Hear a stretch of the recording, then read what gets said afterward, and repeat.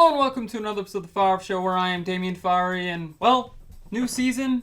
Some things have got adjusted because I've learned, how the new stuff works a little better, and, well, this doesn't look as blown out because, for some reason, the white works great on everything but this camera. And I don't know why that is, but I adjust the color temperature and it looks a little bit like it did previously, which is okay. I mean, that's not a con. I mean, it looks different than the other cameras. I mean, that's okay though.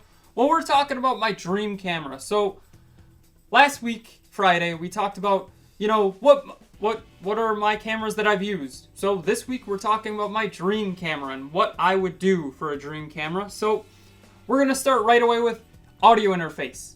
It'll have XLR inputs times 2. So then you can have a boom mic if you need, coming down. And then you can have a shotgun mic, so then you get 2 sources of audio. And make it where it records separate files for that.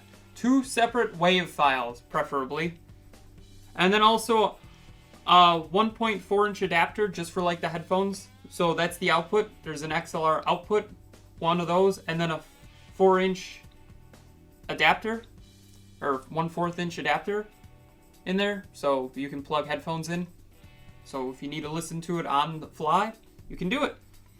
The build. This isn't the most important thing, but I feel it's really important. I mean, you want a camera to be strong. I mean, then you can take it through stuff. I mean, the Spidey Cam is probably the strongest of the cameras I have here. So this is my personal preference. Do I think it'll be cost efficient? Hell no. Carbon fiber and stainless steel mixed together. So then it's got strong, ready to go. Then film type. So, Damien, you want it to be a film camera? I want it to be both digital and film. So I want it to be kind of like the Kodak Super 8 camera. Make it where you can use that film. You can use, with an adapter, you can use 35mm or IMAX even. That'd be amazing. Obviously, this will never ever happen. This is just a dream camera. But you can't use film for slow-mo. That can only be done digitally. So going next is frame rates. You can have 240, 120, 90, 60, 48, 30, 24. We're going based off of US, so there'll be your localization. So if you're in the UK, I think it's 25 frames a second instead of 24. So, or no, it's 25 instead of 30. My apologies. So you get the idea. But it'll have phantom camera frame rate options if possible. I think that would be sweet. What kind of lenses will it use? It'll use Sony E-mount lenses. So E-mount lens types, because I'm a Sony guy, which is really A7 series cameras, which is perfectly fine. Memory cards. So this is when you're filming digitally. You got compact flash or SD cards, because those are the 2 that I would really recommend.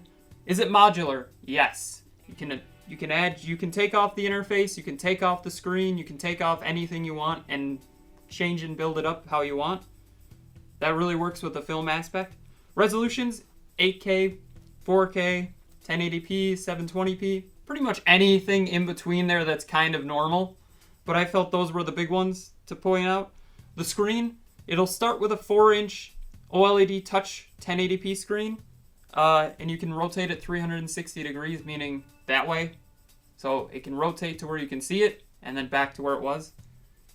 You can rotate it the full way around, though. So, cool. And it'll have a hot shoe mount. What is that? Well, a hot shoe mount is the option to mount stuff on it. Because, once again, modular. So, hot shoe mount, you can then change in things.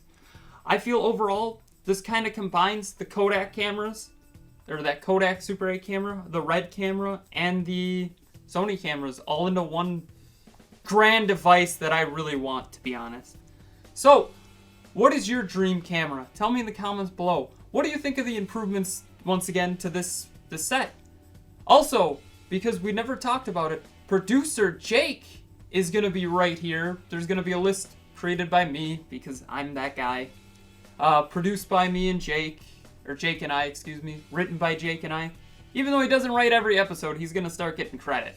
So, don't forget to like, share, comment, subscribe, hit that bell icon, and have a far off night.